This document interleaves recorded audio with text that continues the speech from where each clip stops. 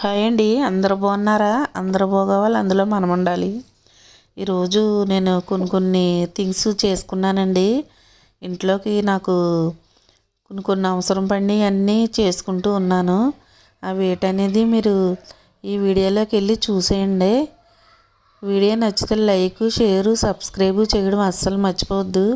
మీలో ఎంతమందికి బచ్చల కూర నిమ్మకాయ పప్పు అంటే తెలుసు కామెంట్లో చెప్పండి. ఈరోజు నేను ఇల్లు సర్దానండి. మొన్నంతా క్లీన్ చేశాను కదా, దాన్ని చక్కగా నీట్గా ఆర్గనైజ్ చేసుకున్నాను. బట్టలు, సామాన్లు అన్నీ సర్దాను. అదేంటనేది ఈ వీడియోలో చూసేయండి మీరు. బచ్చల కూరలో పెసరపప్పు, బచ్చల కూర, నిమ్మకాయ పిండి చేశానండి. సూపర్ అంటే సూపర్గా వచ్చింది, చాలా బాగా వచ్చింది. నేను చిన్న టీ గ్లాస్తో 2 గ్లాసులు పెసరపప్పు తీసుకుని ఒక 1 అవర్ ముందు కడిగి నానబెట్టుకుని ఉంచుకున్నానండి. దాంట్లో చిన్న 2 ఉల్లిపాయలు, ఒక 4 పచ్చిమిరకాయలు కోసుకుని కొంచెం పసుపు వేసి పొయ్యి మీద పెట్టుకుంటాను.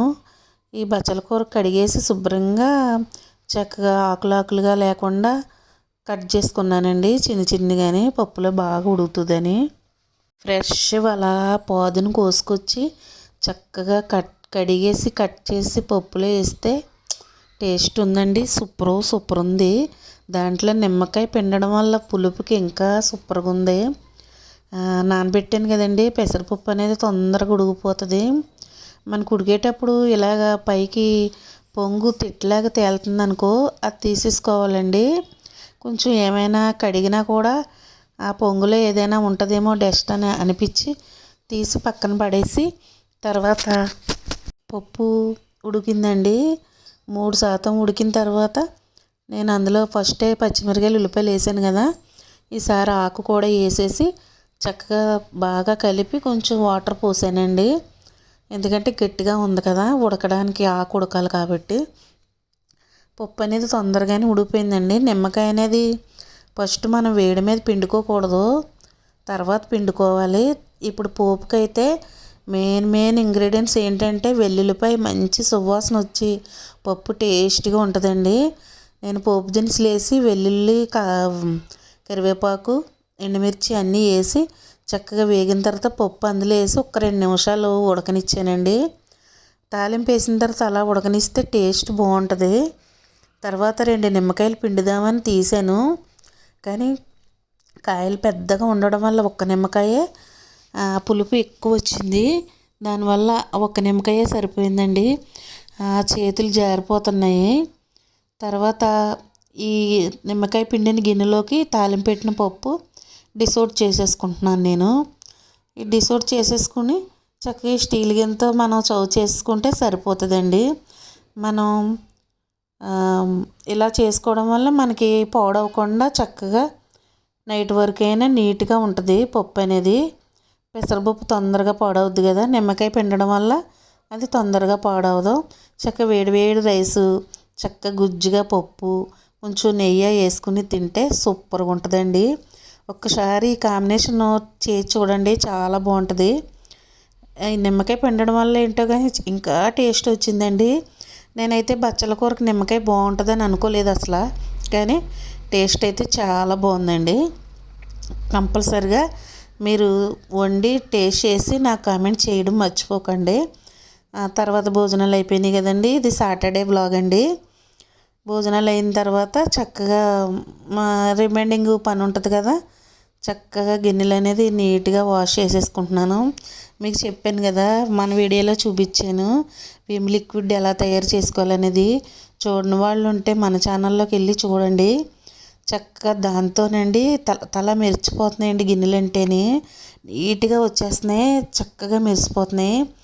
గిన్నెలు అనేవి నేను బాగా నీట్గా వాష్ చేసిన తర్వాత ఇప్పుడు నేను ఇంకా నాకు బోల్డ్ పనులు ఉన్నాయండి. బోల్డ్ బట్టలు ఉన్నాయి, బోల్డ్ సర్దవలసిన గిన్నెలు ఉన్నాయి.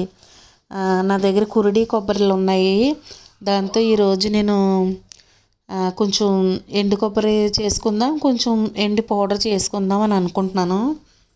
దానికోసమని ఒక 2 చిప్పలేమో నేను వెండి కొబ్బరికి ముక్కలు రెడీ చేసుకుంటున్నాను. ఒక పెద్ద చిప్పేమో వెండి పౌడర్ రెడీ చేసుకుంటాను. ఏదైనా స్వీట్లో వేసుకోవడానికి బాగుంటుంది కదా, దానికోసం పై లేయర్ అంతా నేను సాకుతో ఇలాగ గీసేస్తే వచ్చేస్తుందండి నీట్గానే. ఏమీ గట్టిగా అది లేదు, చాలా నీట్గా వచ్చేసింది. తర్వాత ముక్కలు ఈ కూరు కొంచెం అలాగా మనం ఆరబెట్టుకున్నాం అనుకోండి, అలా అని మరీ ఎండలో కాకుండా కొంచెం అలాగా గాలికి ఆరబెడితే చక్కగా డ్రైగా అయిపోతుందండి. ఇప్పుడు కోరేటప్పుడు కొంచెం మెత్తగా ఉంటుంది కదా, ఆ పౌడరు డ్రైగా అయిపోతే మనం ఒక బాక్స్లో పోసుకుని బయటైనా పెట్టుకోవచ్చు, ఫ్రిడ్జ్లో అయినా పెట్టుకోవచ్చు. స్టోర్ చేసుకుంటే మనం ఎప్పుడు స్వీట్ చేసుకోవాలనుకున్నా, ఏదైనా ఫ్రైలు చేసుకోవాలనుకున్నా నీట్గా చక్కగా పైన ఇలా జల్లుకుంటే చాలా బాగుంటుంది. ఇంట్లో కంపల్సరీగా ఇలా చేసి పెట్టుకోండి, మనకి పన్నుల్లో అందుబాటుగా ఉంటాయి. ఈ ఎండు కొబ్బరి అనేది నేను మీకు తెలుసు కదా, చేపల పులుసుకి వాటికి కొన్ని కర్రీస్కి నేను అది నాకు అవసరం వస్తుంది కాబట్టి నేను అది కూడా రెడీ చేసుకున్నాను. ఇవి రెండు కొంచెం ఆరబెట్టుకుని తర్వాత స్టోర్ చేస్తాను. గాజు బౌల్స్లో వేసుకొని స్టోర్ చేసుకున్నాను. తర్వాత బట్టలన్నీ చూపించాను కదా, ఈ గిన్నెలన్నీ ఉన్నాయి, ఈ బట్టలన్నీ ఉన్నాయి. ఆ బట్టలన్నీ మడత పెట్టి శుభ్రంగా షెల్ఫ్ల్లో సర్దేశాను నీట్గాని.